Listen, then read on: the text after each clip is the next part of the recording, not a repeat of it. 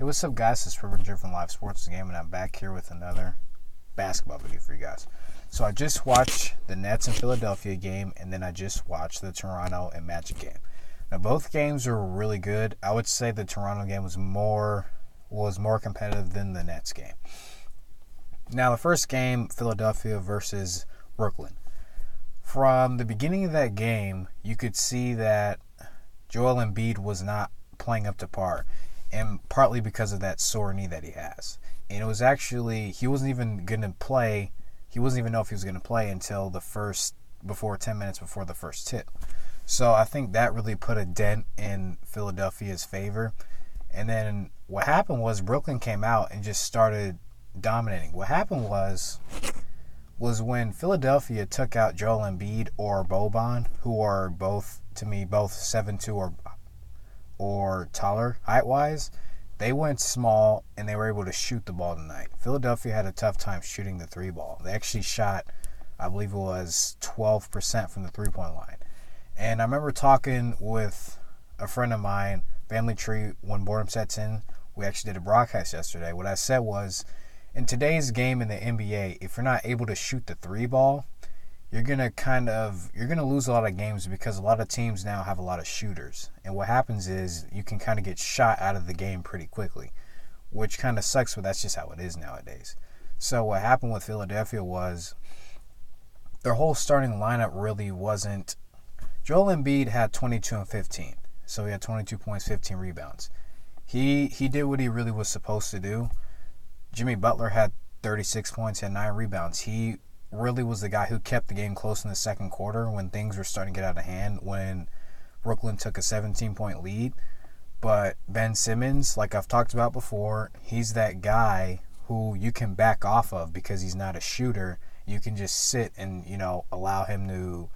His passing lanes are closing up because teams aren't allowing him to get shooters the ball or get down low to Joel Embiid. It's his inability to shoot is causing a strain on the Philadelphia offense. J.J. Redick wasn't able to shoot today. He fouled out with just 5 points in the middle of the fourth quarter. That didn't help them either. So what Philadelphia is going to have to really consider is how are they going to keep Ben Simmons on the court and keep him effective. And that's probably just going to have him driving the ball. If he's able to drive to the hole and just get points, I think that's going to help him. Even though he's not a good foul shooter at 60%, I think him just being aggressive in a certain way is going to help them kind of keep the game going because they're a team that kind of likes to get up and down and score points on the fast break. I think that'll help them. And one incident that came up was Amir Johnson, a reserve center who was inactive for the game. He had a cell phone out. Joel Embiid was also with him looking at the cell phone. They said they were looking at a sick daughter. The point I'm going to make is you shouldn't have your cell phone out when you're on the bench during a game. I think if that's going to happen, I heard somebody say you should be either in the locker room checking or you have security who has access to that information and can relay that to you. But you shouldn't have the phone out while you're on the bench. It's kind of irresponsible. Now, on to Toronto and the Orlando Magic. That game was very entertaining. And what happened was, once again, Toronto was not able to get points from the three-point line. What happened was, also, they got a lot of open shots. And what happened was, they didn't make them. And they missed a lot of them. And that translated to Orlando on the other end. They made over 40% of their three-point shots, and they actually made a three-point shot that won them the game from DJ Augustine. He played exceptionally well. He had over 25 points. He even had 19 at the half. And all that really says to me is that, once again, shooting is very important in today's game. And when you're having an off night or you're just going through the motions, I don't think you're going through the motions for Toronto.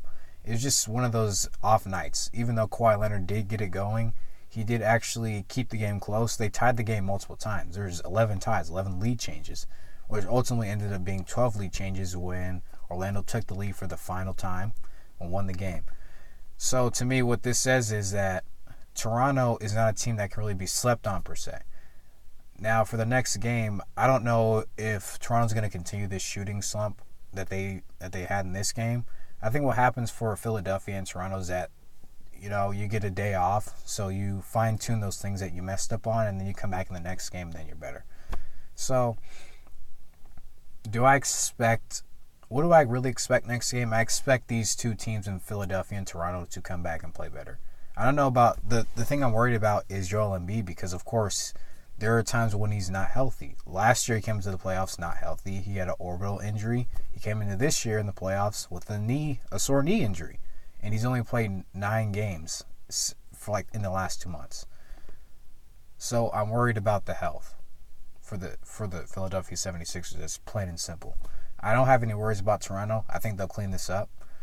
Now, I don't know if Philadelphia has my confidence per se as much in winning the series. I still think they'll win, but after what the Nets did, this kind of gives you confidence when you go steal a home game in the first game. Because what happens is, to me, is the home team has the advantage the first game because the team that's on the road is nervous. They have nerves, but both teams showed a lot of poise.